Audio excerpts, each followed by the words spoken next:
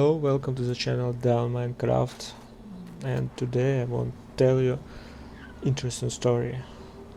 The story, the Law of Life, was written by J. London in 1901. It tells us about an old Eskimo chief, Kokosh.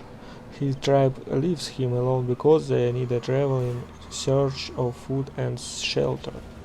The man is too old and he understands that he is left to die, but he knows that law of life and accepts his fate. He starts to remember the events of these parts. The old Indian was sitting in the snow. It was Koskush, former chief of his tribe. Now all he could do was sit and listen to the others. His eyes were old, he could not see, but his ears were wide open to a round sound. Aha, that was the sound of his daughter. Sid came to her. She was beating the dogs, trying to make them stand in front of the snow sleds. He was forgotten by her and by the others too. They made a look for new hunting grounds. The long snowy ride vaulted. The days of the Northlands were growing short.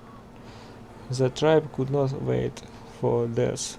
Kokosh was dying. The stuff cracking noises of frozen animal skins told him that the chief tent was being torn down. The chief was a mighty hunter. He was his son, the son of Kokush. Kokush was being left to die. As the woman walked, old Kokush could hear his son's voice drive them to walk faster. He listened harder.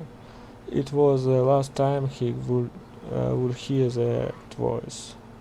A child cheered and a woman sang softly to quiet it. The child was Kuti, and the old man thought a sicky child.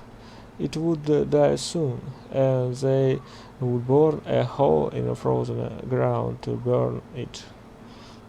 That would cover the small body with stones to keep the wolves away. Well, what of all it? A few years, and in the end, Death wilted and hungry. Death had a hungry stomach of all. Kakush listened of other sounds, it would hear no more.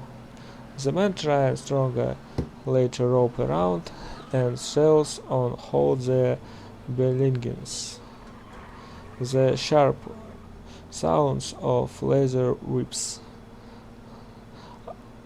ordering the dogs to move and pull the sleds. Listen to the dogs cry, how they hated the work. They were off. Sleds after sled moved slowly away into the silence. They had passed out of his life. He must meet his last hour alone. But what was that?